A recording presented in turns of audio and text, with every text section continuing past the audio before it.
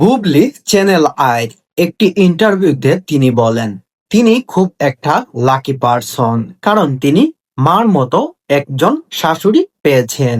বুবলি যখন তার নিজের বাড়িতে থাকতেন, তখন তার মা নাকি তাকে কোনো কাজই করতে দিত না। তখন তার মা তাকে খাওয়া থেকে শুরু করে সবকিছু তিনি নিজেই করে দিতেন।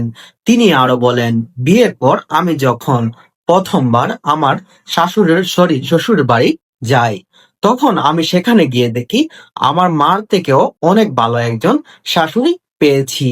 সে আমাকে কখনোই রান্নাঘরে কিংবা কোনো রান্না করতে কোনো কিছুই করতে দেননি।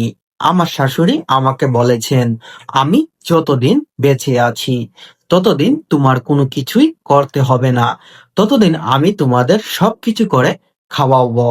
এমনকি তিনি আরো বলেন, শাশুড়ি নাকি খুবই ফ্রেন্ডলি। শাশুড়ির কাছ থেকে তিনি বিভিন্ন ধরনের রান্না শিখতে চাচ্ছেন। এমনকি তাকে নিজের হাতে তার শাশুড়ি তাকে রান্না শিখিয়ে দিচ্ছেন।